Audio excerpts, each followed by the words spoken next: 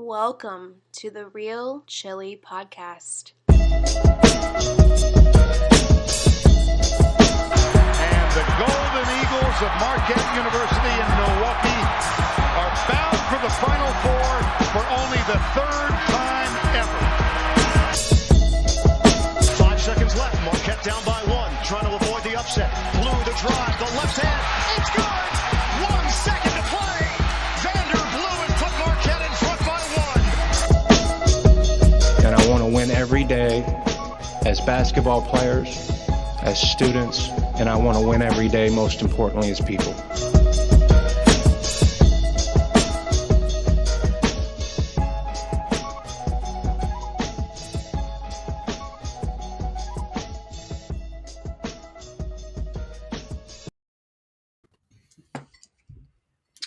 A very good late night into Saturday morning. This is Real Chili After Dark. I'm Brian Henry, Pete Worth, Eric Pond, Pete Mohan. God help you if you are still up and listening to this nonsense.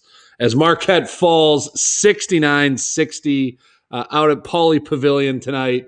One of the stranger games of the year. I think the general feel in this group is slightly positive. Pete Worth isn't happy. Let's start with the angry one. Pete Worth, why are you pissed? I'm pissed because the refs sucked. They ruined a great night of Bill Walton commentary and nostalgia about literally every Marquette factoid that ever existed, which was phenomenal. It was literally a 2-hour bingo game. They were calling everything. We couldn't make a shot down the stretch. I felt like we should have won that game, and the result just sucks. Pete Mohan, you are slightly more positive. I love LA. Sing it, Randy. Man, I mean, I don't know what else there is to say other than just this offense is going to ebb and flow all season. And so get ready for that. It ebbed and it flowed throughout this game. A lot of ebbing from that offense today. And I will say, yeah, that's him. I will say that it was nice to see some attacking from the guards in the first half. That was really the propellant of our offense. But then down the stretch, all of those drives got super weak, and they blocked us on pretty much every key drive down the stretch. Didn't even get a shot towards the rim, and they neutralized that threat, and we didn't do anything from the perimeter. So here we are. We will go deep into that. Eric Pond, as we go to you, you didn't even care. I'll be honest, you don't even care about the basketball game that happened tonight. You were alive by what the audio that came through the speakers for 2 hours and 15 minutes. Were you not? I titillated, Bubbles, absolutely on the edge of my seat to just get fact after fact, factoids, just that ebb and flow, the flowing happening tonight was just Marquette historical facts and current basketball program facts just coming out of Bill Walton. Really entertaining. This would be great to have this like a yearly matchup. Now that maybe they're a Jordan brand team, there's more momentum behind a UCLA Marquette sort of rekindling of what we know was once an interesting, at least, basketball matchup. But all in all, disappointing. I'm a little bit with Neighbor. The refs really did not help us here. In fact, they hurt us quite a bit. There was some getting in our own way, certainly that happened. I think some of it is some of it's growing pains. I think some of it, though, Mohan diagnosed it really well. Anonymous Eagle tweeted, I think, just a couple minutes ago, and it's really great. Marquette shot 28.6% from the field in the second half, 0 for 11 on threes, and still trailed by 3 with 2:50 to play. And then we got blocked to freaking Tijuana 4 times. It was ugly, but I don't know. Bill Walton's. We are all winners tonight because we got to listen to Bill Walton. That's important. Yeah, I'm pissed at the outcome of the result, and I was pissed at the refs for how they called the game. But I'm not blaming the refs for the loss. I want to clarify that. I mean, we did not deserve to win the game. It was just like, if you're gonna, it was a really good quality basketball game between two evenly matched opponents, and I was just more disappointed in the way that they calling literally every physical altercation that took place in the game. It was just highly annoying when you're trying to watch two quality opponents go at each other. 21 free throws shot by the UCLA Bruins, 15 shot for Marquette. Let's jump to the front of it. So Marquette's led by DJ Carton with 18 points. Dawson Garcia has 12. Nobody else scores in double figures. We'll get to DJ in a moment. Off of all of you talking about the officials, Pete Mohan, without question, the biggest effect of that was Justin Lewis, who had his ass stapled to the bench for the majority of the game. I don't have the official minutes. Well, yeah, I got it here. He didn't get to 20. No, he played 12 minutes. Yeah. So and that's the key stat of the game. So Justin Lewis, 12 minutes. That right there. And he looked good in the minutes he was out there. That's killer. That he couldn't be on the court. That's worth a swing of however many points on offense and defensively because he's rebounding and guarded real well. That's 7 and 4 in however many minutes. It was 7 and 4. Yeah, he was impactful in the limited minutes that he had out there, and obviously we could have used him. And when he was out there, we were totally out rebounding and outplaying UCLA in the paint. And when he wasn't out there, I don't know, we looked fairly flaccid in the paint, one might say. So I mean, it's obvious that he is a key element of this team and a key element to our success. It is what it is. This is college basketball. You never know which refs you're going to get. And honestly, I feel like this reminded me of like a Marquette tournament game, and we have to prepare ourselves for this scenario because, and that's kind of what the non-conference is for. It's for, playing against different styles of teams and seeing refs from different leagues because God knows you'll see them in the postseason. So it's something that you have to experience. It's something you got to learn from. But these young guys have to know how to stay on the court. I think Theo, we need him to step up in this situation. And they were calling it on everyone, but like if those other forwards are going to be getting fouls, we need Theo to stay in the game. And he fell victim to the foul game too. But to that point, and Pete Worth react to it. I mean, this team, the way that, and they've obviously defensively, they've been much better this season. We'd all agree with that. But their aggressiveness defensively in a way that with referees, they're going to call a game this way, they're really kind of dead in the water. I mean, Theo is going to be in foul trouble. Justin will be in foul trouble. It was painfully evident. Kobe was in foul trouble. I mean, it's hard to hawk the ball and bump people if they're going to call it every time. Yeah, I will hit one more key stat here, though. Beyond just the foul thing, we turned the ball over 18 times, and they only turned the ball over 7 times. And when you lose the turnover margin by 11, it's hard to win any game. Yeah, I'd say for college, Pete Worth, if any 15 turnovers or more, you're in trouble. Yeah, you're in trouble. The biggest stretch of that came when we were playing pretty well in the early stages of the first half. DJ sat out. Obviously Symir. Are we sure on that now? Symir. That's what Walton wants to call him. Symir is what I heard tonight. Which was interesting. Who knows if that was Symir? No, that's frankincense and myrrh. We need to get Keekendall on to really clarify this for us, I think. But either way, he was not available for the game, which I wasn't too unhappy about. But DJ sat out for the first part of the game, after he started out the game really hot, he took a spell. Kobe came in, stepped in at the point guard position, and that did not end well. We were also kind of really starting to accumulate the fouls at that point, and that's when UCLA kind of made their run, took the lead, and that's when it started to just kind of be going back and forth until they took over at the end.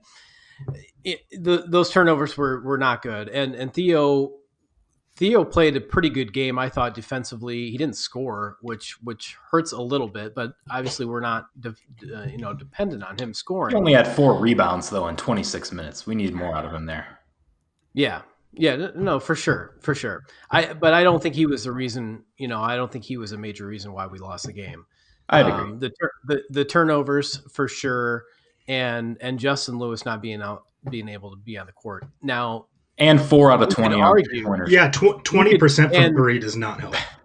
Right. So now what I would like to discuss with you guys is, do you think Theo should have been off the court while we were needing buckets down the stretch and just buckets 5 was on the bench? If Justin Lewis isn't playing, though, can you afford to take him out?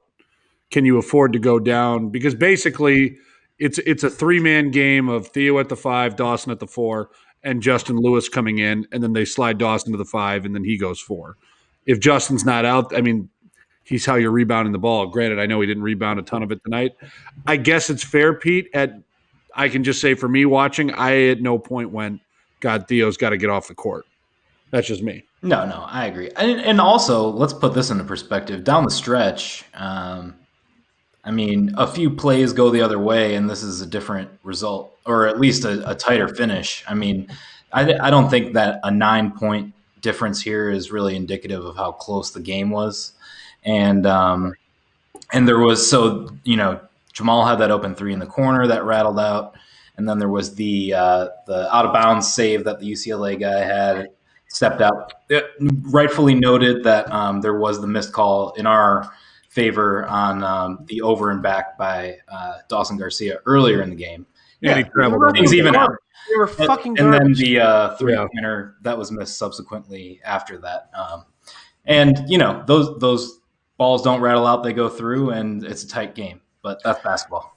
Also, Jamal makes threes when we're down 7, and he never makes them when we're down 3. Carlos Beltran of he makes them when we're down 10 or up 10, but never in between. I'll tell you what, if Dawson Garcia hit that 3 that rattled and didn't go down with like 30 seconds left, Greg Elliott hit another one and Marquette covered, I would buy their jerseys tonight. It would have been very personally important to me. Let's address what is truly important. Good teams win. Great teams cover. This is not a great team. Is that not a Bubbles great original? team. They didn't do it. They did not do it. Okay. 5-point line. I wanna ask You were you right guys- there the whole night, and then you let it get away in the last 5. We lost the last 5 minutes of the game, no question. We got outplayed for the last 5 minutes. Yeah, because we couldn't put the ball in the fucking hoop. Well, right. There was a lid on the basket. You got to score. Well, so let's jump to this real quick because I do want to extrapolate a little bit on DJ. But look, I mean, I think we all agree, right? Like, Eric, I'll go back to you. Like, scoring droughts have kind of been a hallmark of this era of Marquette basketball. And while I think we're all very encouraged with this group, and there is reason to be hopeful against good talent, they will struggle to score the ball at times. Let me tell you something. Their next game coming up, they're going to have a tough time scoring the ball for stretches in that game. Like, it's just kind of what it is.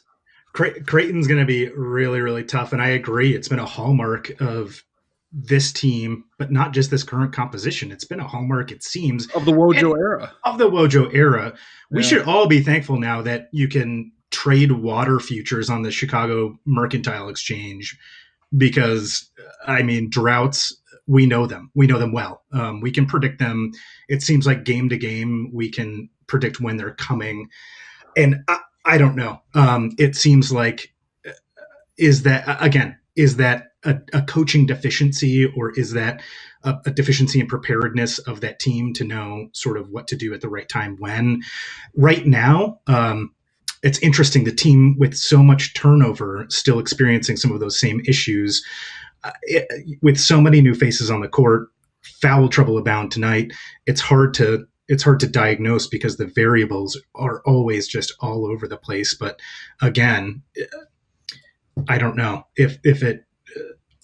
if there's one constant through this, and we can pinpoint one thing, it is the coaching that's always been there that's led to this. So, and I don't want this to turn into Wojo didn't do this or that tonight. No, but it's reality. I thought he was good. Honestly. I thought he was too. Yeah. Yeah, me too. I mean, again, it's I don't know what else you diagnose.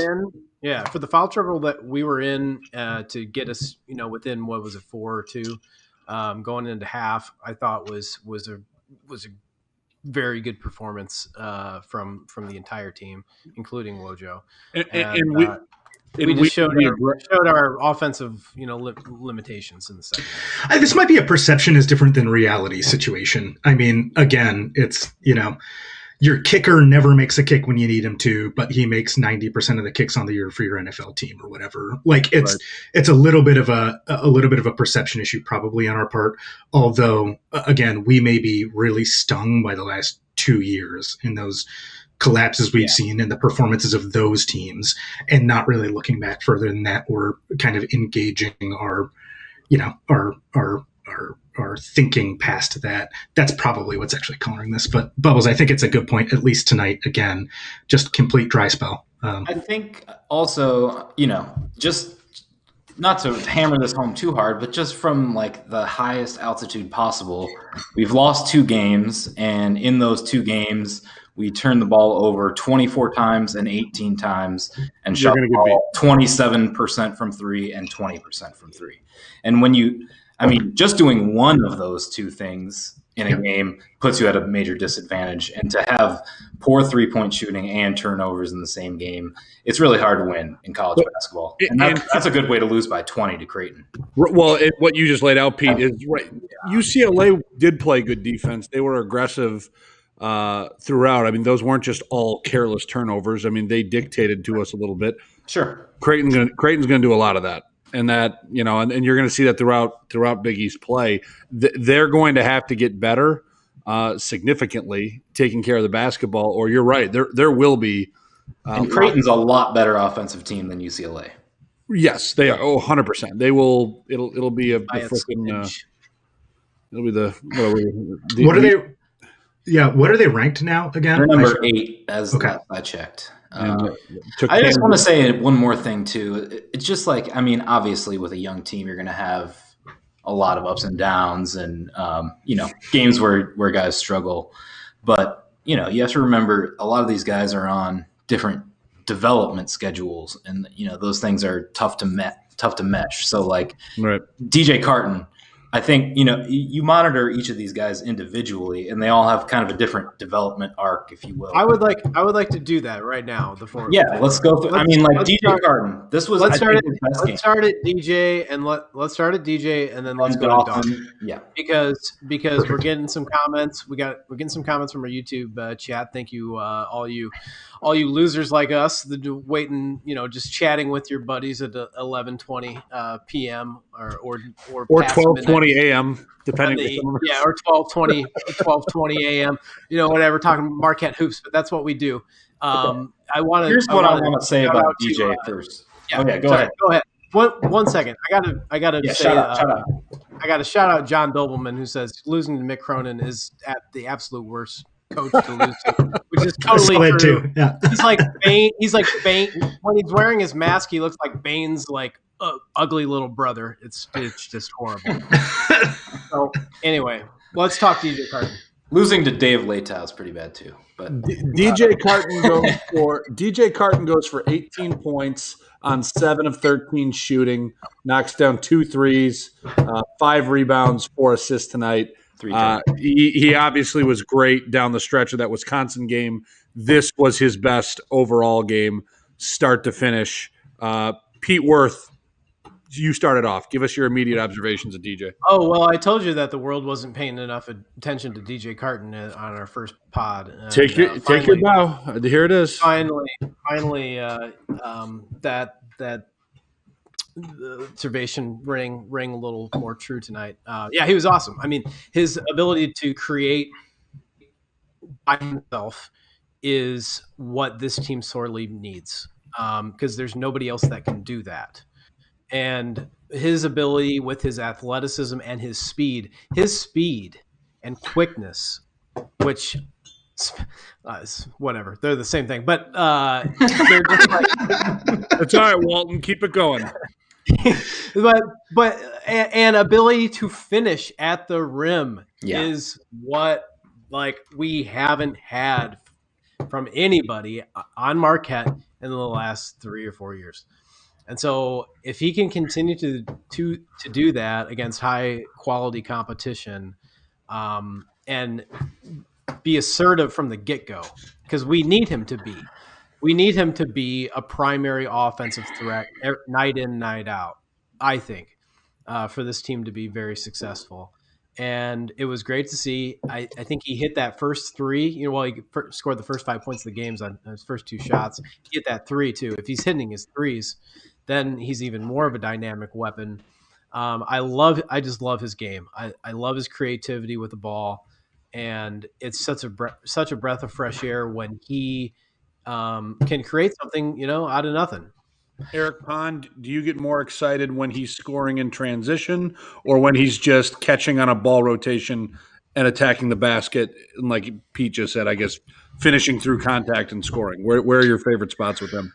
Yeah, it's a good question. I mean, his ability to finish at the rim has been so incredibly impressive. We know the skill is there with DJ, which is really awesome. It's been affirmed. Like, we knew what this guy's numbers were. We saw some tape from Ohio State. We knew sort of the accolades he had coming into Marquette as the transfer. We now see it. I think he went 3-on-1 driving into the paint and finishing at the rim at one point today. And it was one of those, this is a breakout moment. This feels like what we should see from DJ more and more. That to me really gets me on my feet, Bubbles. At the same time, all of it again is incredibly exciting. He is deceptively fast. I feel like he's faster than he looks.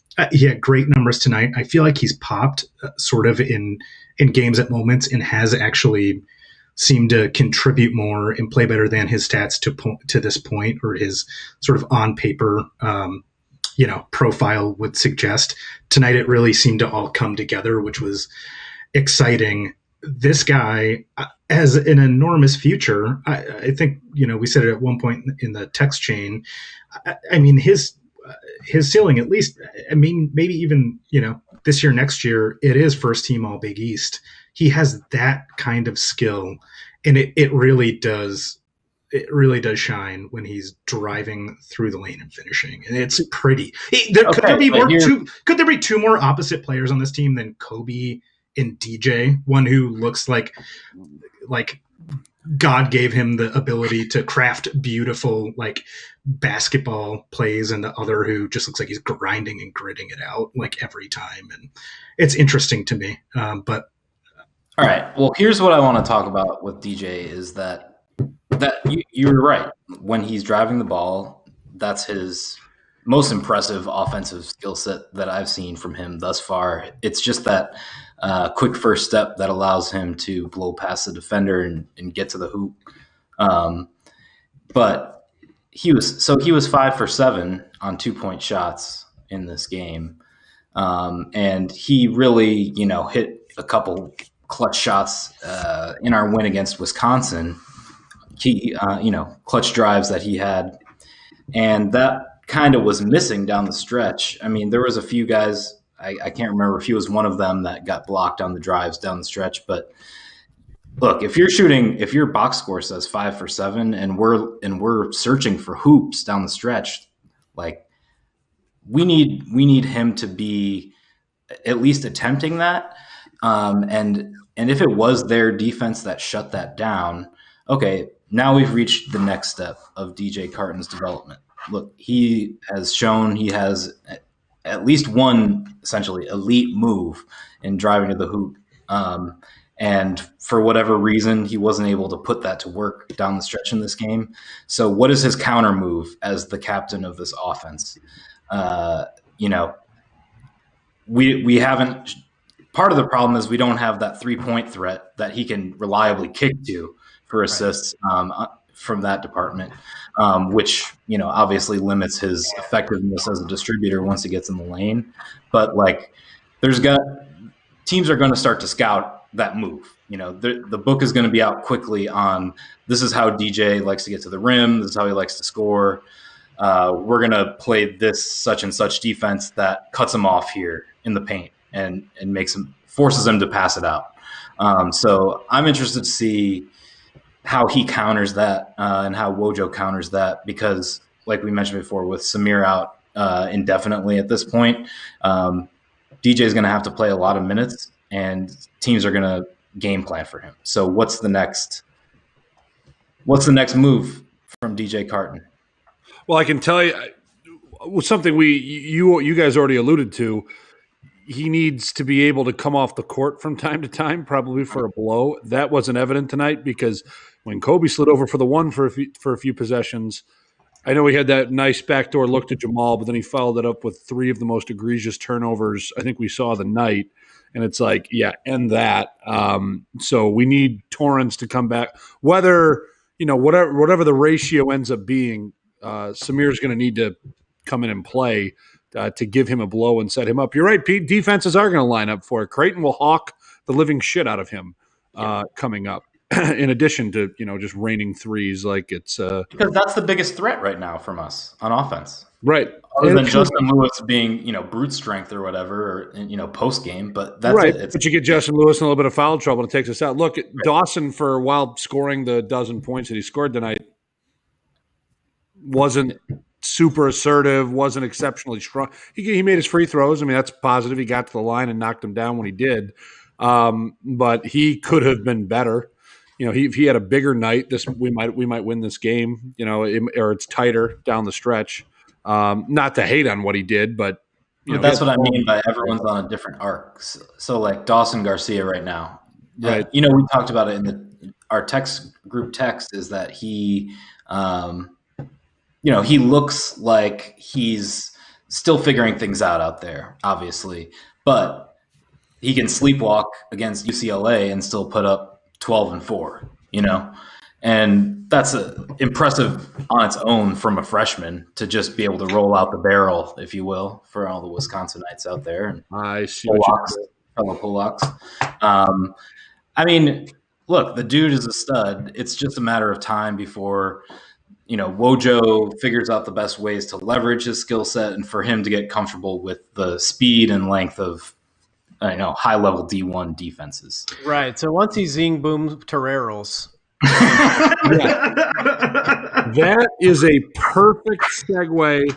There are we could actually know the game to death. I mean, I look. Let's get to the thing that people really wanted. Eric was tired. He demanded that he come on here to talk about the ridiculous things that Bill Walton said. Eric, I'm gonna hand it to you starting with this. I feel like we need to talk more about Dawson Garcia.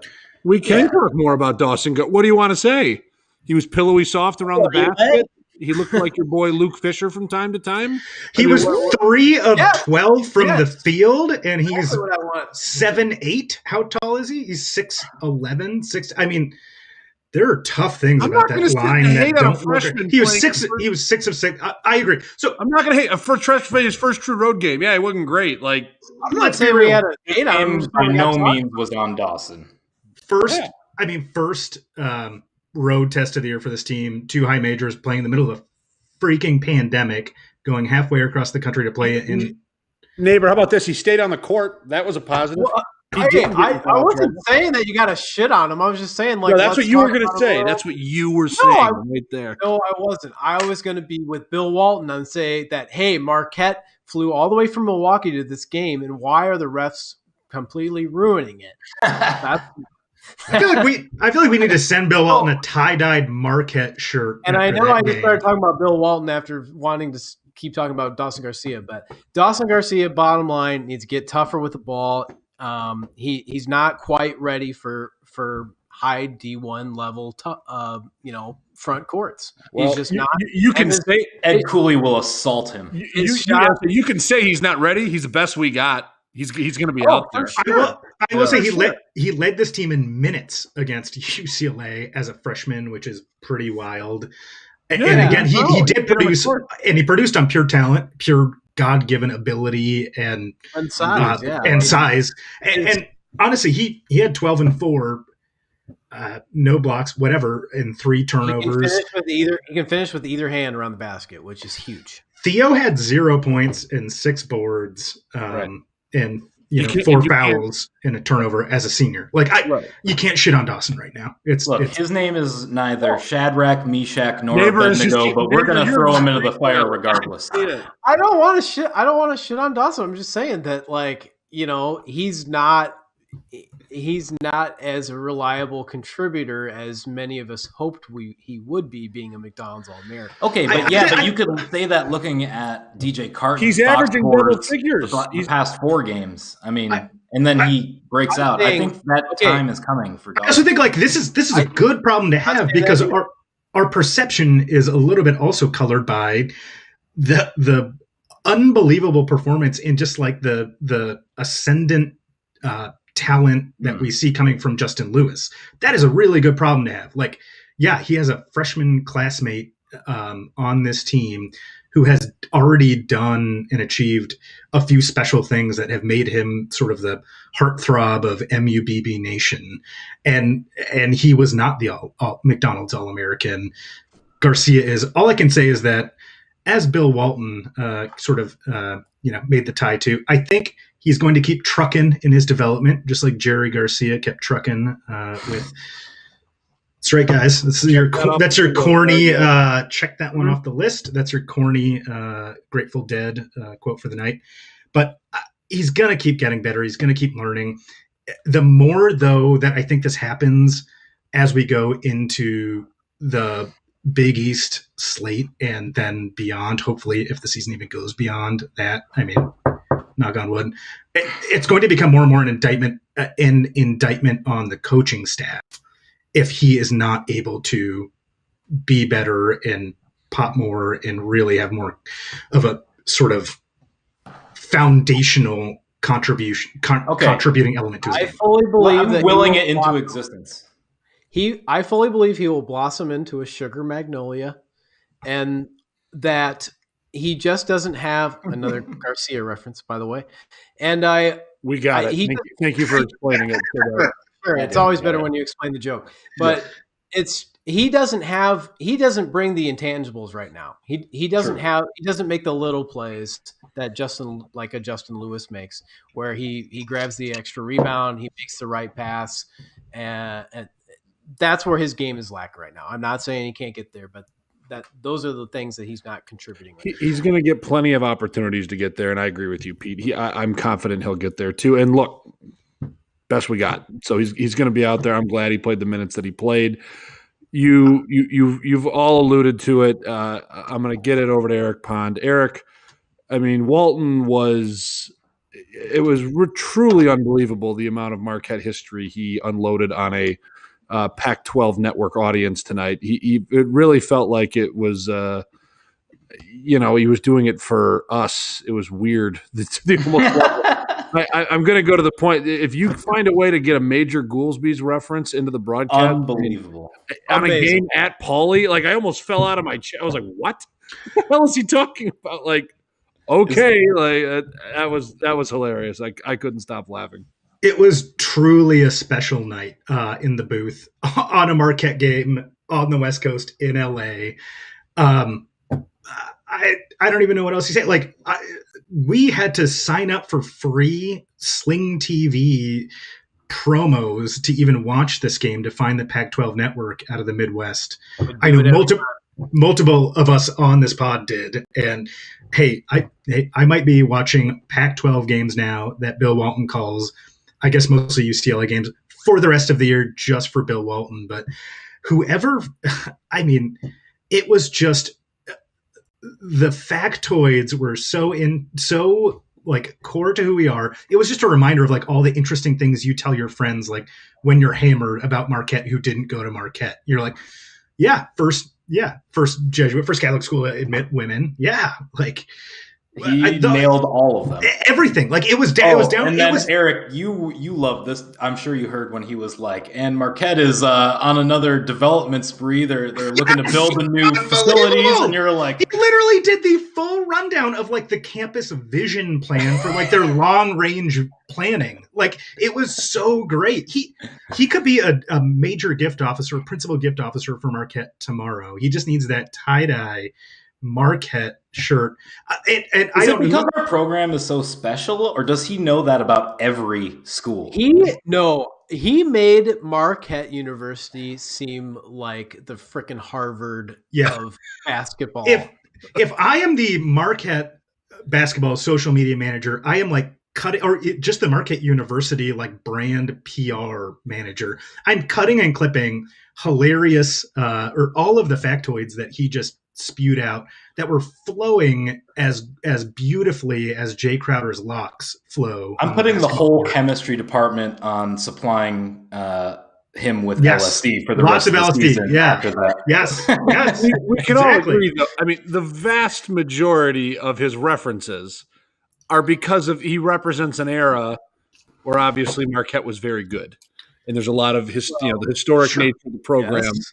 That has nothing to do with knowing that Val Ackerman went to UCLA, though. That was amazing. I learned that Val Ackerman was a law student at UCLA. He dropped that. But he was also just so he was enthusiastic in his delivery of all that exactly. He was like orgasmic about every one of our players. It was like Justin Lewis. Justin Lewis, why can't he get on the court? And Theo John with his shot blocking. And have you tried the Tabasco chicken in Straz Hall? I remember back in the day, a young lady from Arts Performing Center who when I started down with the Trailblazers. Oh god! When he got into naming the 4 quad cities in the first minute of the game, God. Yeah, unbelievable, unbelievable, wonderful. By the way, can you name the quad city in which they could not name on the broadcast? Moline. Anybody? Moline. No, they said Moline. Is it Rock Island? I cannot. No, they said Rock Island. Davenport. Yep. Wow. The only furniture of the cities. Unbelievable. Right. I mean, it was funny. It was fun. He bridged a couple moments where he might have, there were a couple real nice up and down plays, and he just doesn't, pay any attention to the basketball that's going on the court. You know what? We don't see him often. That was fun. I was fine with it, and I could live with that. It was the full experience. I did, for everybody listening to this, before we started recording, I asked the other 3 here, could you do that 10, 12 times a year? All of you with a resounding yes. Yes. No question. I prefer it during the non-conference, though, because it is highly distracting. It's very hard to concentrate on basketball when you're absorbing so much knowledge. I mean, I found myself sitting there like talking to my wife about factoids that were being spewed out and literally not paying attention to the action on the court. Yeah. Babe, do you remember that fact? Wow. It's been years since we've number one, Catholic women. Everything he said you knew. You just liked that he was saying it on a broadcast. One of my favorite parts, he starts he's like just spewing his love for just Jesuit schools now, especially, and he got like 3 deep, and then he went to Seattle, and then he just stopped, and he's like Marquette and Creighton and Seattle, and then he stopped. He's like, more. But the best part is that he knew all of that, but he didn't know the nickname of Oklahoma State. Yeah, he also called them the Wisconsin Gophers, and he called Justin. As much as he loved Justin Lewis, he called him Jonathan Lewis one time. That's fine. My favorite was when, and where is Justin Lewis on the court? He hasn't come back. And the play-by-play guy, God love him. He's in. Actually, he just checked in there. He's right there. He's right there at the foul line. Thank you. He loved him some Justin Lewis. It was like that. He just knew he had that game-winning shot. He knew he was like a name, an ascendant rookie or a freshman. He loved Justin Lewis. Bill is 68 years old. God knows how long he'll do this. I'll tell you what. I mean, you saw the Pac-12 network. I've known a few people that work over there. They do everything to accommodate him. He wears shorts and a golf shirt, and they mainly keep him around Los Angeles. But he'll come over and do games all around the West Coast, and obviously ESPN rolls him out. He still loves to do it. He loves calling games, and people like listening to him. So, thank you, Bill Walton, for that performance tonight. Yeah, Eric, when are you starting Redhead Political Action Committee with Bill Walton? Yeah, there you go. Yeah, seriously. Hopefully soon. Yeah. Final thoughts from everybody tonight before we wrap it up. Pete Worth, we'll start with you. Well, we got to get to the drunk drawer. Where's the junk drawer? Yeah, we kind of real chilly. It's real chilly late night. Junk drawer, didn't we? Brian's got an early morning, and he's hosting, so he's driving this bus straight into the ditch. We've got to watch. What do you want? You guys don't like losses? I love losses. We can go for all right. Junk drawer it up. Who's got something? Well, first of all, I just want to say we need to mention Marquette landed a good big man recruit in Jonas Adu, a four-star center. I can't remember the last time we had a 4-star pure center that we landed. And he's got a nice 3-point stroke and a good shot blocker like Brian Butch. That's an inside joke. But shout out to Freeway and Major Goolsby's. But yeah, Jonas Adu, 4-star center, pretty legit. Nice get for Wojo. Very big. I do say that I'm a fan of that.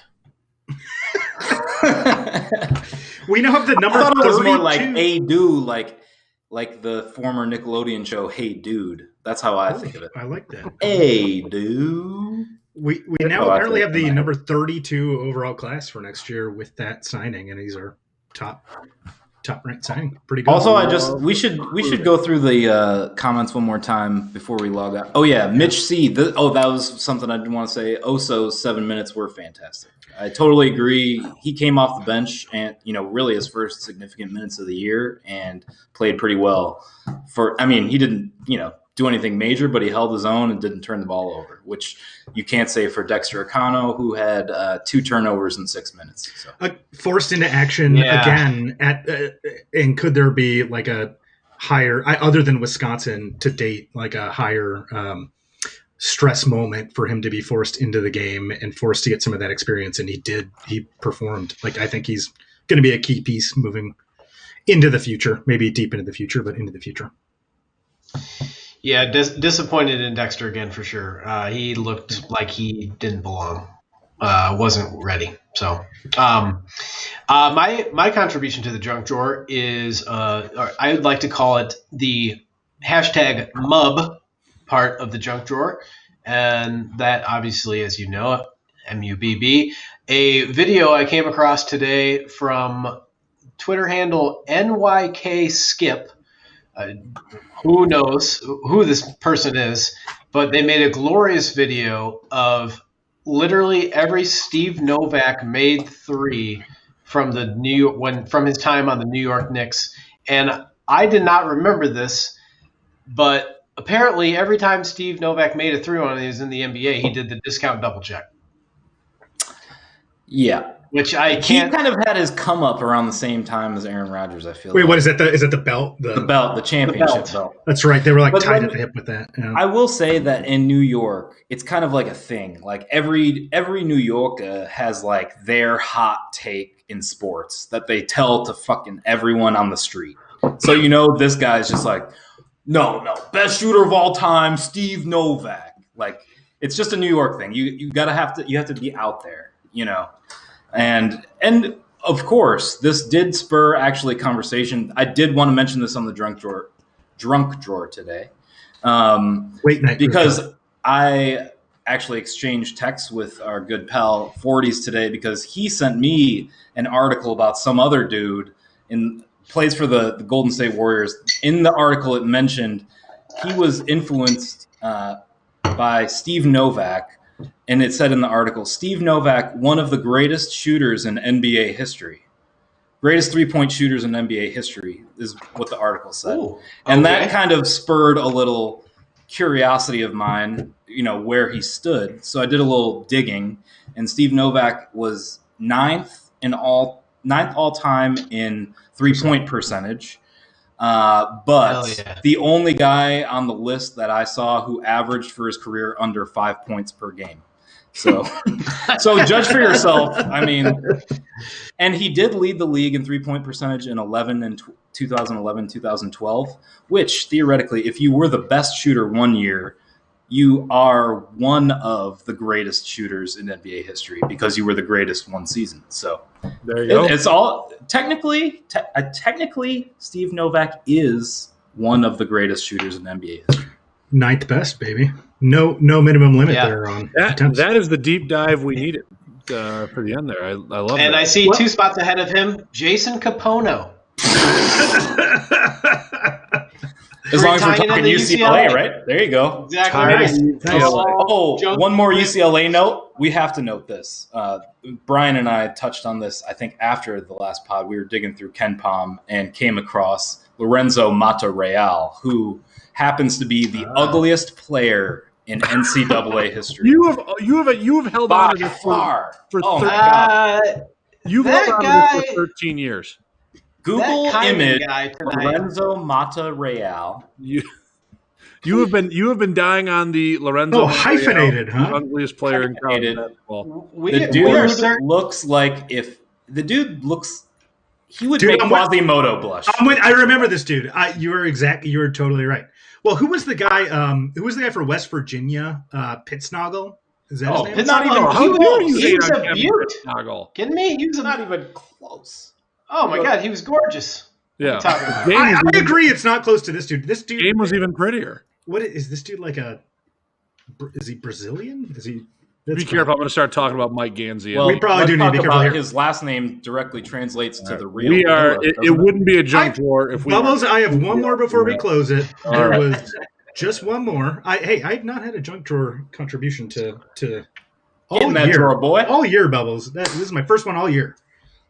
There was one stat that I was just on the edge of my seat about. I was like, how random can he get with Bill Walton? There's one I was like, if he doesn't, I'm going to freak out, and he didn't do it. Of course, it is way out in left field, but I was waiting for the Walgreens on Marquette's campus, second oldest in the nation, celebrating its 90th anniversary next year in September, gentlemen. This ties into... Did you not know this, Bubbles? That's an amazing junk drawer. We will now reveal this for the entire Real Chill Nation. Bubbles didn't know who Oso Ighodaro was today. Yeah, I had no idea. On the team in the chat. I checked out of the court and I was like, "Who the hell's that? When did he show He's up?" like Ighodaro because that's how the play-by-play guy was. I appreciate the honesty of Brian on that. I do too. And Brian, we're not trying to shame you, but no. To be honest, he's been a ghost all year. Back to Walgreens. I'm not a recruiting guy, and apparently I missed that in our preseason pod because he literally checked in, and I thought it was somebody on UCLA he was talking about. Then they took the shot. I was like, "Who the hell's that?" Not a recruiting guy unless it comes down to March Madness 2004. Yeah. Back to the Walgreens. In September it'll be the 90th anniversary of the Walgreens on the corner of what is that, Milwaukee and 16th or whatever. Wisconsin. Or Wisconsin and 16th. Excuse me. I'm the only one here from the state of Wisconsin. I did. You know that? I did not. Me? I had never heard that fact before. It's the second oldest Walgreens in America. Yes. Wow. I want to know how many times the old Dirty 30 route has passed that Walgreens then. That's got to be in the millions. Yeah.